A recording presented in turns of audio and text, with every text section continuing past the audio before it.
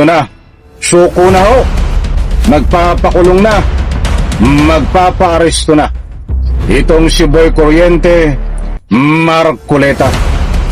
Alright, welcome back to my YouTube channel. I'm Andes Vlog. Mga kaibigan, mainit-init pa. Nagdesisyon na ho. Itong si Boy Kuryente Marcoleta. Bagamat ay pumapalag sa una at bigla na ang kanyang desisyon na siya ay magpapaaresto na, magpapakulong na, suko na ho. Kaibigan, isang like sa video na ito. Kung nagustuhan nyo, please subscribe my YouTube channel.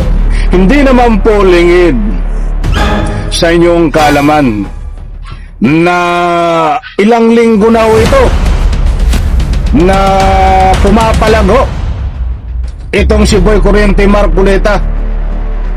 Bakit daw siya kakasuhan? Bakit daw siya aarestuhin? Bakit daw siya ikukulong? Ay wala naman siyang kasalanan. O, ay kayo po ba ay naniniwala na walang kasalanan si Boy Kuryente Marcoleta? Sa comment section, inaanyayahan ko po kayong magbigay ng anumang public opinion.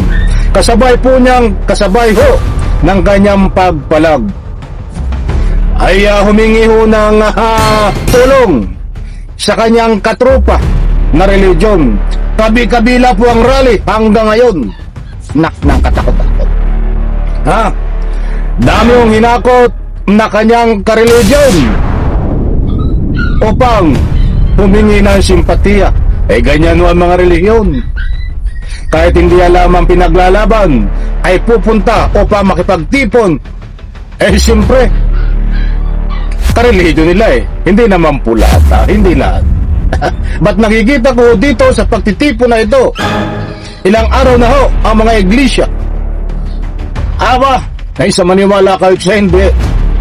Karamihan ho sa nagpunta dyan, dahil nagpunta lang ho ay para manggulo.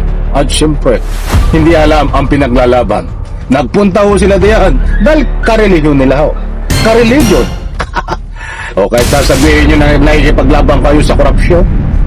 O ay kung talagang totoo nakikipaglaban kayo sa korupsyon, ay mismong bitbitin nyo itong katropa nyo na amo nyo na si Boy Kuryente Marcoleta diyan sa EDSA at sabihan nyo na ikaw, Boy Kuryente Marcoleta, ay isa sa mga ikukulong dahil sangkot ka sa katiwalian.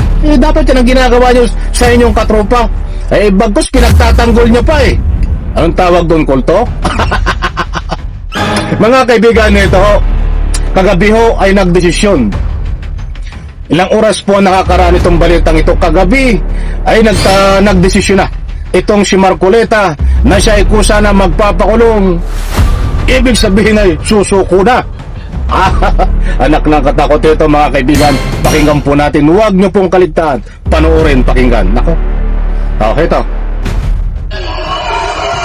Siya pa ang inaasunto at siya pa ang pinagbabalakang parestuhin.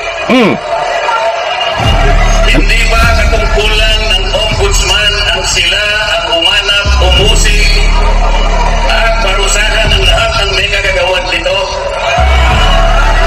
Hindi sa ombudsman ang nagagalit sa akin, hindi ba dapat tulungan pa nila ako? Sapagkat iisa ang layunin natin. Ano daw? Ginawa po nilang politika ang lahat ng ito. Ang mga asunto po na inisang sinangkwa dapat sa akin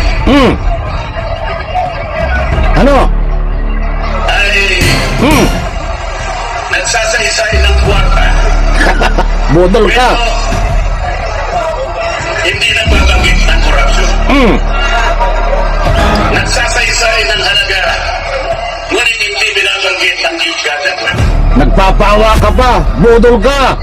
Ipinipilit na iugnay ang public office. Ngunit walang binabanggit na abuse of public office. Nako, yan po si Boy Kuryente Marcoleta. Nagtalumpati po diyan sa rally. At sa bandang huli ho, ay heto na ang kanyang sinapit, mga kaibigan. buhat sa News 5, ipapas ko po diyan sa screen. Maliwanag po, nandyan ang larawan ni Boy Kuryente. Nakahanda po ako magpakulong. Kung kinakailangan, maaresto po ako. Kailangang maaresto po ako, wala pong problema. Ibig sabihin, ay handa po siyang magpakulong.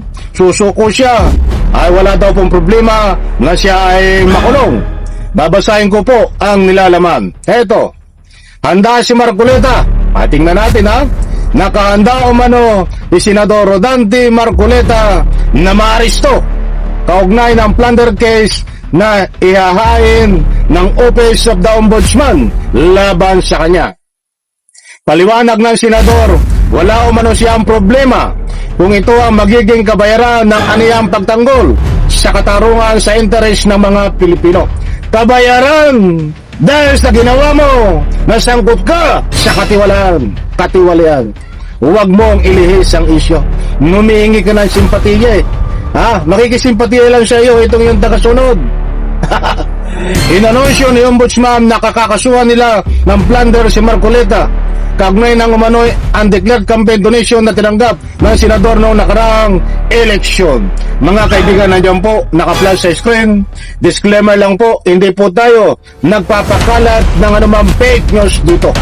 Nasabi po natin na itong si Boy Kuryente Marcoleta ay magpapa-arresto na, magpapakulong na, suko na. Sumuko na rin po. Ay kung magbabatay po tayo sa kanyang mga sinasabi. Kapag lumabas ang arrest warrant, kapag naisampa na ang kaso diyan po sa Sandigan Bayan, sasabihin nyo naman na hindi pa naisampa ang kaso, wala pang arrest warrant. Tandaan po natin sa maniwala at kayo't sa hindi. Pag naisampa po ito sa Sandigan Bayan, muli kong uulitin, 24 hours, 28 hours, 48 hours lang po ang bibilangin, lalabas ang arrest warrant. Ngayon, ang pangako po ng Ombudsman, ngayong linggong ito, isasampa sa Sandigan Bayan. Pwede ngayon, pwede bukas. Kaya, nagpapanik na nataranta na si Boy Kuryente Marcoleta. So tandaan po natin, medyo ilang araw na lang ang isang linggo ang nalalabi, 2 days na lang. Nako, ay matindi ito. Para sigurado next week, asahan po natin si Boy Kuryente Marcoleta ay nandyan po sa kulungan sa Rihas na Bakal sa City Jail. Kung tutuparin niya ang sinasabi niya na siya ay susuko, kung siya magpaparesto, kung siyang kukulong. But kung hindi niya tutuparin at kung sakaling lumabas ang arrest warrant, at kung ito ay magtago sa loob ng imburnal, ay titingnan po natin kung saan ito hahanapin. Alam ko mga kaibigan, nakuha nyo ang gusto ko pupunto. Hinihintay po ngayon, ang inaabangan ay ang pagsampa ng kaso. Sandigan Bayan, maaari ngayong araw, maaaring bukas. At yan ay lalabas agad ang arrest warrant. Katulad ng ibinayad ko po sa inyo na batayan kung bakit po natin nasabi yan. Abangan po natin ang nalalapit na pag-aresto kay Boy Kuryente Marcoleta kung ito ay talagang susuko at kusang magpaparesto. Kaibigan, isang like, isang share sa video na ito. Salamat po.